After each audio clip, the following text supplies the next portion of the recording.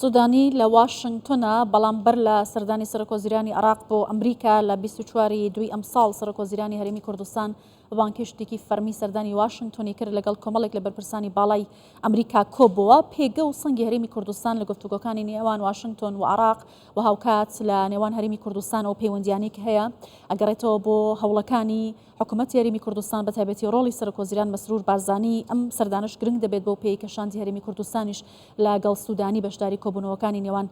ئەمریکا و عێراق دەکەن لەگەڵ میوانەکەم ئەم پرسە زیاتر تاوتۆ دەکەم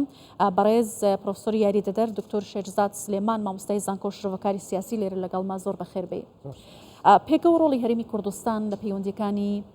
هەرێم و ئەمریکا چۆن دەبینن بە تایبەتی ئێستا سەرۆکۆزیرانی عێراق لە ئەمریکایە ئەمە چۆن دەکرێت خوێندنەوەی بۆ بکرێت ئایا هەرێمی کوردستان ڕۆڵێکی گرنگی لەم پەیوەندیانە دەبێت؟ لە ڕاستیدا پێگە و ڕۆڵی هەرێمی کوردستان وەکو کارکتەرێکی نادەوڵەتی لە ڕوانگەی ئەمریکاوە بە چاوێکی زۆر گەورە و پڕبایەخەوە سیر دەکرێت لە سێ ڕەهەندەوە تەماشا بکەین. ڕەهەندی یەکەمیان هەرێمی کوردستان کارکتەرێکە توانیویەتی ڕۆڵێکی سەر و دەوڵەتی ببێنێت. باشترین بەڵگەشمان ئەوەیە ناردنی هێزەکانی پێشمەرگە بۆ ڕوبەڕووبوونەوەی تیرۆریستانی داعش لە کۆبانێ. هەروەها لە ڕەهەندی دووەم سربەخۆیی بڕیاری سیاسی هەرێمی کوردستان لە کاتێکدا تەماشا دەکەین هەرێمێکە لە چوارچێوەی دەوڵەتێک بەڵام دەکرێت بڵێن تێبینی هەیە لەسەر سەروەری ئەو دەوڵەتە بەڵام هەرێمی کوردستان ئەو پێگە بەهێزەی خۆی لە سەروەری خۆی لە سربەخۆیی بڕیاری سیاسی خۆی پاراستووە. ئەمەش بۆتە جێگەی بایەخ و تێڕوانینێکی زۆر گەورە لە ئەمریکا. خاڵی سێم سربەخۆیی بڕیاردان و بەرژەوەندی باڵای خەڵکی کوردستان بەبێ کارتێکردنی هیچ ئەجەندایەکی دەرەوە اینجا ناوخۆ بێت، هەرێمی بێت، نێودەوڵەتی بێت. ئەمە وای کردووە ڕۆژ بە ڕۆژ سات بە سات پێگەی هەرێمی کوردستان بەهێزتر دەرکەوێت. جگە لەوەش لە سیاست و دیبلۆماسیەت و پەیوەندی نێودەوڵەتیەکاندا ڕۆڵەکاندا بەش دەکرێن. ئەگەر تەماشای ئەو سەردانەی بەڕێز سودانی بکەین بە ڕۆڵێکی تەواو کاردادەندرێت لە کاتێکدا ئەگەر وڵات بواە لە ڕووی فۆرمەوە وڵاتە بەڵام تەماشا دەکەین پێگەیەکی زۆر لاوازی هەیە بە بەراورد لەگەڵ هەرێمی کوردستان. ڕۆڵە سەرەکیەکە دراوە بە هەرێمی کوردستان. بەرزەستە لەو سەردانەی بەڕێز مەسرور بارزانی سەرۆکی حکوومەتی هەرێمی کوردستان کە لە 24 دوای 2024 سەردانی ئەمریکای کرد. ئەمە وای کرد لەوێ ئەجەندایەک بۆ ئەو سەردانە دابنرێ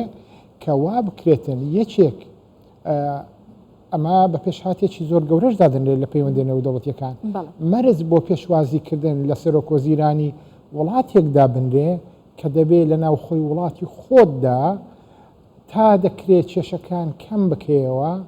بۆیە ناڵێم بە هەکبەیەکی پڕ بەڵام لانی کەم شتێکت بەدەستەوە بێ بۆ ئەوی بتوانێت ڕووی ئەوەت هەبێ گفتوگۆی لەسەر. باشە دکتۆر ئەو سێڕە هەندە گرنگە دیبلۆماسی ئێستا ئاماژەت پێکرد چۆن دەستە بەرکراوە ئەمریکا چه بەرژەوەندێکی هاوبەشی لەگەڵ هەرێمی کوردستان هەیە سەنگی ئەو بەرژەوەندیانە ئێستا لە چه ئاستێکدا دەبینی؟ هەڵبەتە سات بە سات وەکو ئاماژەم بۆ کرد لە بەرەو پێشدووندا لە پەرەسەندندا لە بەرچی چونکە هەرێمی کوردستان خاوەن ڕوئیا و استراتیژی و دنیابینیەکی تایبەت بەخۆیەتی لەوەیەوە سەرچاوەی گرتووە کە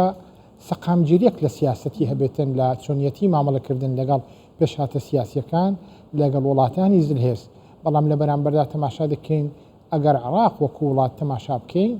وڵاتێکە هەورازون شێوێک هەبوو لە پەیوەندیەکانی و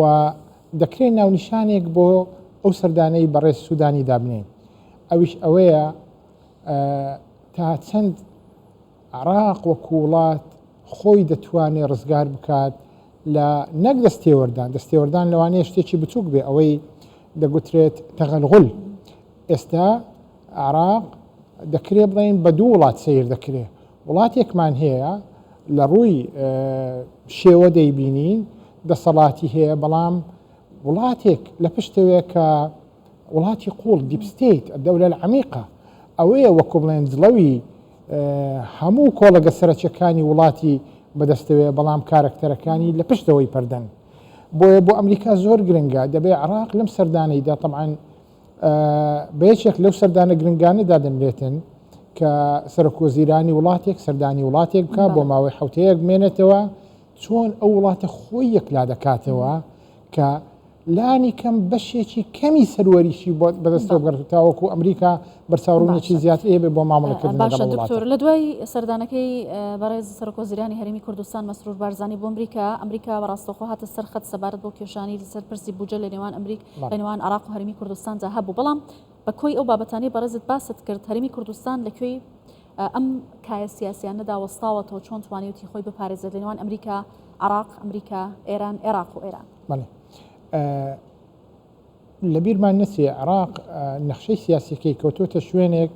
چەقی ململانەکانی ڕۆژهەڵاتی ناوەڕاست و بە تایبەتیش ئەگەر بگەڕێنەوە دوو ڕۆژ بەر لە ئێستا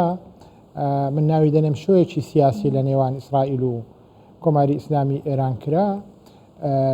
سیاستێکی ژیرانە و لۆژیکی و عقلانی و واقعی هەرێمی کوردستان پەیڕەوی کردووە بۆ ئەوەی خۆی دوورەپەرێز بگرێتن لە هەموو ئەو پێشهاتانەی کە ڕوو دەدەن لانی کەم پرۆشی ئەو ئاگرە بەبەر هەرێمی کوردستان نەکەوێتن و دەرەنجامەکەشی ئەوە بێتن بە کەمترین زەرەر خەڵکی کوردستان لەو ململانەی چێشمە چێشە سیاسیەی کە ڕەهەندی ئابووری ڕەهەندی ئەمنی ڕەهەندی سەربازیشی بەسەرەوە هەیە بە کەمترین زەرەر لی دەربچێت. بەڵێ کەواتە پێتان وای هەرێمی کوردستان سیاستێکی ژیرانەی لە ئەم ئاڵۆزیانی ناوچەکەدا پێڕەو کردەوە بە تایبەتی لەگەڵ ئەمریکا و ئەو وڵاتانی کە کاریگەری زۆریان لەسەر عراق هەیە؟ بەڵێ چونکە لەبەرچی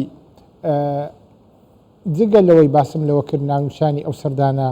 عراق چۆن خۆی یەکلا دەکاتەوە ئایا بەشێکە لە دەوڵەتی قوڵ یان دەوڵەتی قوڵ بەڕێوەی دەبات و کۆنتترۆلەکەی بەدەستەوەیە لە ڕووی دیبلۆماسیەوە پرەنسیپێکی دیبلۆماسی هەیە دیبلۆماسیەتی بەڕێوەبرنی قەیرانەکان عراق بۆ ئەمریکا زۆر گرنگە خۆی یەکلا بکاتەوە لەم سەردانەدا کە چۆن دەیەوێتن هەموو ئەو قەیرانانەی ئەو وڵاتەی تەنیوە بە چ شێوازێک خۆی یەکلا بکاتەوە و مەبەستیشیەتی وەکو پەیامێکی ئاشکرا بە حکوومەتی عراق بگەێنێ کە دەکرێت ئێوە سوود لە ئەزمموی حکومڕانی هەرێمی کوردستان ببینن لە چۆنیەتی ڕوبەڕووبوونەوەی ئەو قەیران و ئاڵنگاریانی کە بۆی دروستکراون لە کاتێکدا هەرێمی کوردستان هێندە کارتی گەورە و فشاری بەدەستەوە بووە دەیتوانی ببێتە بەشێک لەو ململانەیە هەیە کە قەیران هەیە قەیران دروست بکرێتن بۆ ئەوی خۆی لێ ڕزگار بکە بەڵام پەیڕەوکردن لە سیاسەتێکی ژیرانە و عقلمەندانە و واقعی و لۆژیکی وای کردووە هەرێمی کوردستان بە چاوێکی زۆر گەورە دیار لە ناو سیاسەتی دەرەوەی ئەمریکا لە ناو بڕیار بەدەستانی ئەمریکا سیر بکرێ و ئەوەش ئەومان پێ دەڵێت پێشوازیکردنی بە تەنهای سەرۆکوەزیران بەڕێز جەنابی کاک مەسرور بارزانی ئەوەمان پێ دەڵێتن کە بە دوو پێوەری جیا ئەمریکا مامەڵە لەگەڵ حکوومەتی هەرێم و لەگەڵ حکوومەتی عراق دەکات و ئەمەشی سەسپاندووە کە دەبێ وەکو مەرجێک نوێنەری هەرێمی کوردستان ئەندامێک بێتن لەو شاندا بۆ ئەوی ئاگاداری ورد و درشتی هەموو ئەو توێژانە بێتن کە ئەمریکا لەگەڵ حکوومەتی عراق ئەنجام بدات. بەڕێز پرۆفسۆر یاریدەدەر دکتۆر شێرزاد سلێمان مامۆستای زانکۆ شرۆڤەکاری سیاسی سپاس کە لەگەڵ کوردستان سەر سپاس.